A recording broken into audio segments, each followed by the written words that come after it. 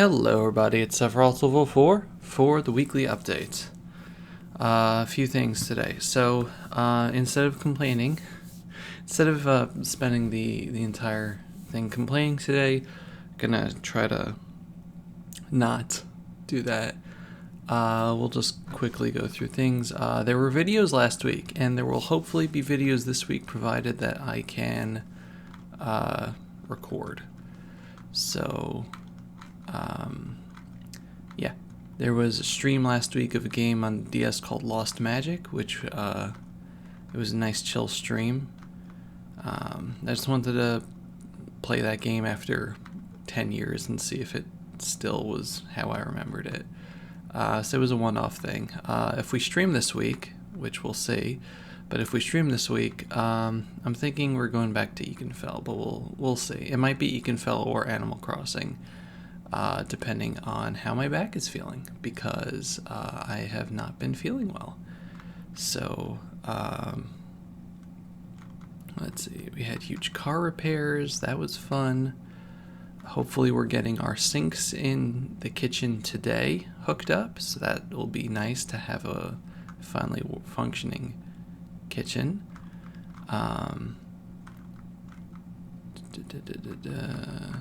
Let's see. Oh, there was an indie direct. So, okay, 1 second. Okay, yeah, there's an indie direct. I wrote everything down here, but just to go through the things that interested me. Garden Story looks cute. Axiom Verge 2 came out that day. Metal Slug Tactics was really nice. Tetris Effect Connected is coming out in October, so I'm super excited for that. Eastward got a release date, and it's also coming to Switch on September, so that's going to be I've been really looking forward to Eastward. And there's a bunch of other nice stuff. It was a nice indie showcase thing. Let's see, there was Trails videos. Twitter changed its font. I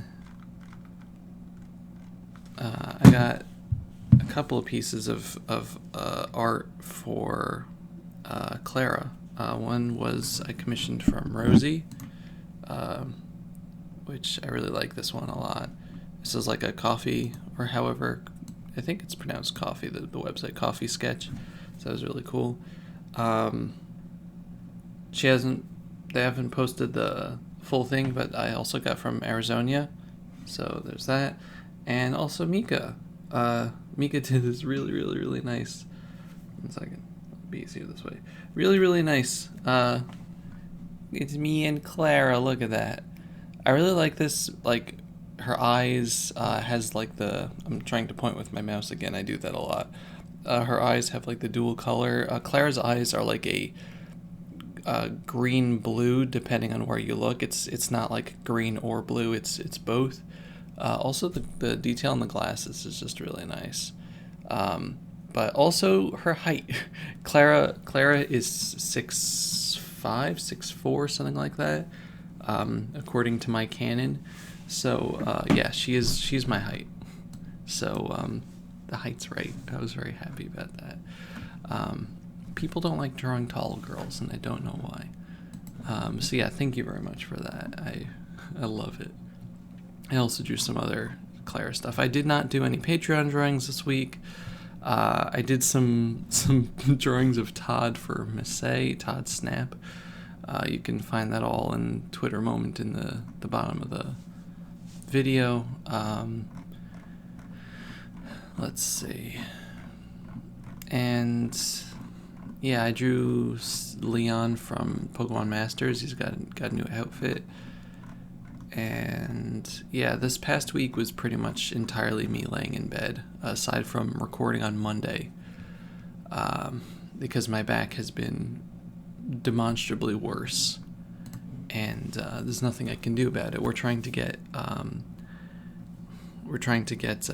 excuse me,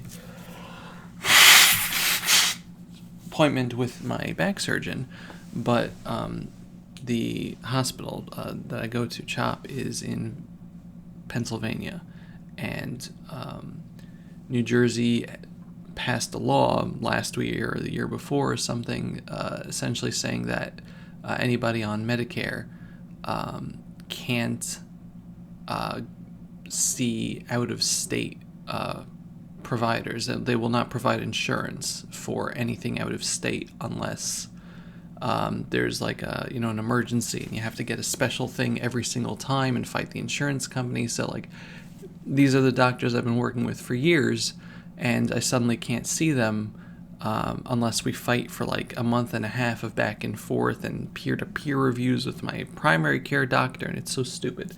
So I think New Jersey's reversing the decision, but that'll go because there was a lot of people that complained. This cut off New Jersey from one of the best child oncology centers in the country, essentially. I think if it is, the governor has to sign it, but if he does, it won't go into effect until January. So until then, I'm stuck. So now I have to, if I want to get an appointment with my back surgeon, we need to fight the insurance company, which takes time. But in the meantime, there's literally nothing I can do. So again, I'm not going to fill the rest of the video up with that. Just suffice to say, it has been a very difficult time for me. I apologize if I haven't been physically or emotionally there for people. I have like a pain tolerance, and once it gets past that, it saps away every other thing in my life. Like I can work through X amount of pain until I am completely incapacitated. I'm not going to use the word disabled because I've been trying to avoid convincing myself of that. But yeah, so I've been incapacitated, and I just can't deal with people. I can't even like interact online. It's like a special amount of energy that comes in bursts with even people that I'm used to. But anyway, thank you very much for listening. Let's talk about something else. I wanted to make the subject of this let's play. This is a let's play now. Let's play my life. I wanted to make the subject of this video something else I've been thinking about, completely unrelated. Video games that have stuck with you. And this came about because this past week, Nintendo Capri Sun finished a let's play of the game Rakuen, which, if you haven't seen it, first of all, I did a let's play of it. It's very emotional. But Rakuen is a game about a child who is a cancer patient, and his quest for having a wish granted, and it's very whimsical, it's very touching, it gets very, very, very, very real and emotional, but all in all, it's just a fantastic experience, and I cannot watch other people play it because I can't even watch my own let's play of it. It's a game that has affected me profoundly because I lived through that. I wasn't a kid when I had my cancer, but I very much lived through many of the experiences in the game. Thankfully, not the very end of the game, but I'm not going to get into it because I got into it in the video and I'm starting to cry right now. But as you can see, it's a video game that has... One second, I'll lower my screen a little bit. There we go. It's a video game that has a visceral effect on me, and it continues to do so. I played the game like 2015 or something. It wasn't 2014. It was 2015 or 2016, I want to say. And I still can't interact with it. Maybe it's 2017. I don't know. I still can't interact with it to this day. I did put on like the end of the video so I could hear his thoughts, but that was it. Can't watch it. But it's a game that stuck with me because aside from being very personal, it's just a very, very strong game. And this isn't talking like, this is, a preface, I guess. But, I've been just like thinking about other games that like stick with me. And it's there's favorite games, right? There's Final Fantasy VII for me, which, I just love. There's Danganronpa, which I don't know if that's a game that stuck with me or it's just a favorite game of mine. There's a difference. It's like the same argument I made between objective and subjective, subjectively perfect things in Katamari. Danganronpa is a favorite game of mine. Wearing the shirt and the Nagito is up over there and all that jazz. But is it a game that stuck with me? Maybe, but like it's in the category. If I had to choose, I would put it in a favorite game. The same with Final Fantasy VII. It's a game that shaped me, but it's a favorite game. Something else that's been kicking around in my head that I talk about from time to time is Off, which also I did a Let's Play of if you want to check that out. But it's also like, it's a game like Rakuen. It was just made in like a game maker, RPG maker type of thing, but it was like weird and surreal, and the music is just like crazy, and I still think about it. Like, now I played it last October, I think, but like I still think about it, and it's stuck with me. And I still keep going back to the soundtrack and going back to like the YouTube comments on the soundtrack videos, because it's people discussing like the areas of the game. And if you don't want to watch my Let's Play, I think Markiplier did one also a very long time ago. But yeah, like the theories and everything is just a very, very surreal, weird, interesting game. Persona 5, I don't know if I would say that's a game that stuck with me or it's a favorite game, but maybe it's very possibly both. There's a lot of, because of like the character in that game, there's a lot of stuff that has stuck with me. Not just because it's a fun game and it's actually one of my favorite games of all time.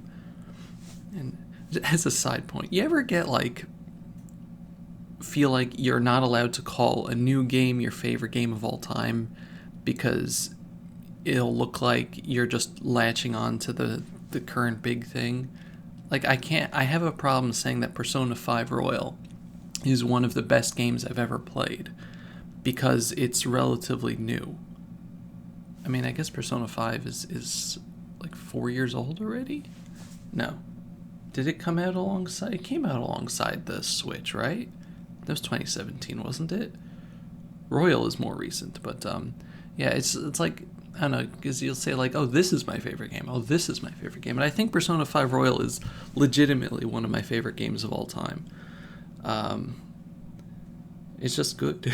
But it's a game that stuck with me, and maybe, I'm not sure. But and a game that stuck with you doesn't have to be like an emotional experience. It could just be something that has had an impact on you, See, that way maybe Danganronpa works, I don't know. But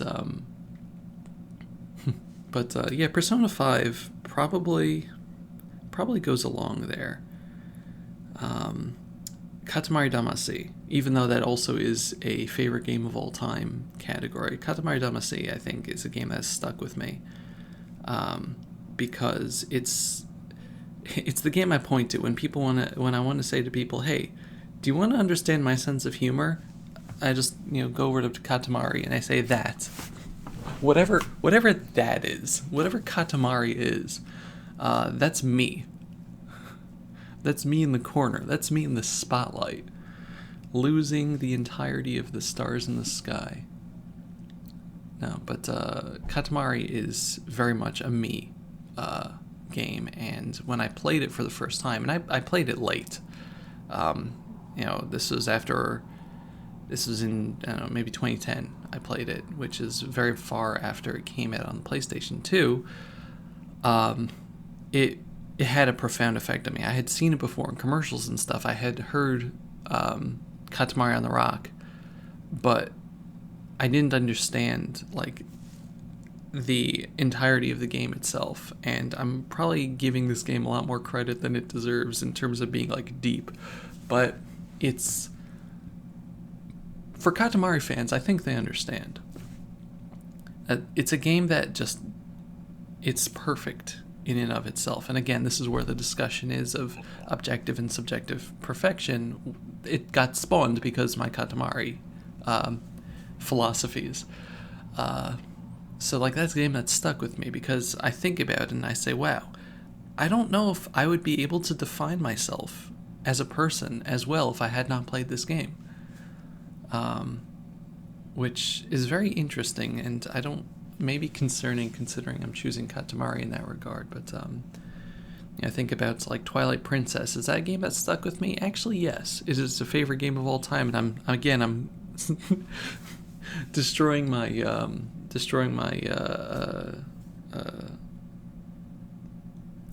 my criteria, I guess, of the blurring the lines between the two. But like, Twilight Princess was a game that let me see how well a silent protagonist could work with the correct sidekick. And there are other games with silent protagonists and sidekicks that are very good, but I think that Link/Wolf Link and Midna are the archetype for how that system should work. If you can think of anything that is equal or better, let me know. Maybe a PlayStation game, I don't know. But I think those are that's the best, in my opinion. But there are other games that you play that are like, this is good. And like Hollow Knight, I play that this is good, but it doesn't affect me profoundly, or it doesn't allow me to think about myself in a different way or a more clear way. I guess Danganronpa helped with that regard also. It's kind of scary when you say Danganronpa is a game that helped shape my psyche. But the just the type of characters that they have in that game, I think Persona might have worked better with that. But that's half what the game is about these days. It's about the character, as opposed to the story or the plot. But a game that I think about a lot also, or a series of games, the Game Boy / Game Boy Color Zelda games. I love them a lot. I don't know if I can put them on my favorite games of all time, but Oracle of Ages and Seasons and Link's Awakening are games that affected me. I played Link's Awakening a very long time ago. Like one of the first games that I played. And I'm trying to avoid talking about Pokemon because Pokemon Gold and Silver, Red and Blue, but Gold and Silver particularly, I've either talked about at some point, or I have like its own video to say how much Gold and Silver was like the perfect video game, but that's its own thing. But Link's Awakening, I just remember playing as a young child, and it had the humor. It had it was short but not too short. Everything was perfect in its little categories, and you got the the references and the little character moments and the music, and I guess that's a game that affected me because I just saw the potential in action games. I had played before that. I played RPGs. I played Pokemon Red and Blue. I played Final Fantasy VII. I played the old Apogee games on PC, which were just platformers. Cosmos Cosmic Adventure, Commander Keen, all that stuff. Duke Nukem. So, until then, I didn't really play the action games, but I really got into it after that. So that was, I don't know, that's a game that affected me because I saw man, this can be really, really good. And the Oracle games, I think, perfected that because, I don't know, they're good experiences. They're really, really solid video games, all in all. But, I can't really say what about them affects me, maybe just because they perfected a style that was started with Link's Awakening, but I think about them a lot. And I'm sure there are other video games. But like there are other video games that are good. Like I played like Nier was really really great. Nier Automata. Kingdom Hearts was something I think about, but like it didn't profoundly affect me. If I'm going back to Final Fantasy VII again, and like just other things, but like the game I played, Gone Home, I played on the channel recently, affected me a lot. And Crisis Core Final Fantasy VII. I think about games that make me cry. Tetris Effect. Excuse me. Sorry. Tetris Effect made me cry. I get very drawn in by certain types of sounds. Excuse me, certain types of sounds and experiences and sights. I'm very very sensory type of person, and I need to see things, I need to feel things and taste and hear, in order to really. I guess that's a human experience, but like I don't know. I feel like I have like a more tactile necessity for absorbing information in my life as opposed to thinking. And Tetris Effect, the point of Tetris Effect is for that sensory information. And the first board in Tetris Effect, where it's playing that song, every time I play it, I cry. Every single time.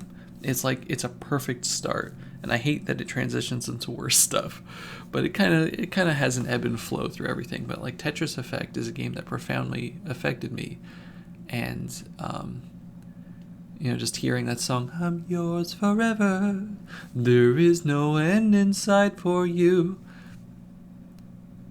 nothing to..." I don't remember the lyrics. That we're all connected in this world. It's just it makes me cry, and I love it, and it is absolutely amazing. And hearing like the background music and everything. Tetris Effect also I think about a lot. I keep playing it. I keep going back and just playing that one level because it just makes me feel.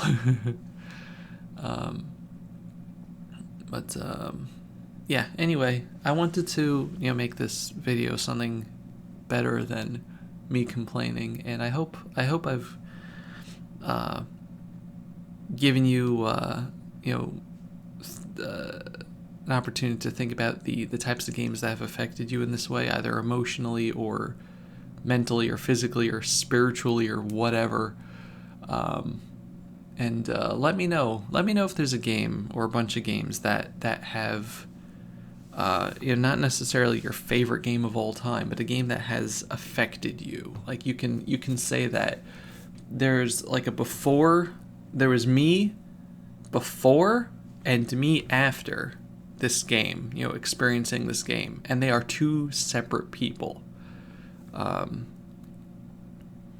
can honestly say that Katamari and Rakuen and Off and Tetris Effect all were encompassed in that category. Probably Persona 5 also. Those are all games that changed me into a different person afterward.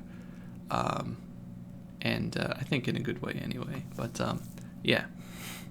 So let me know if you have anything.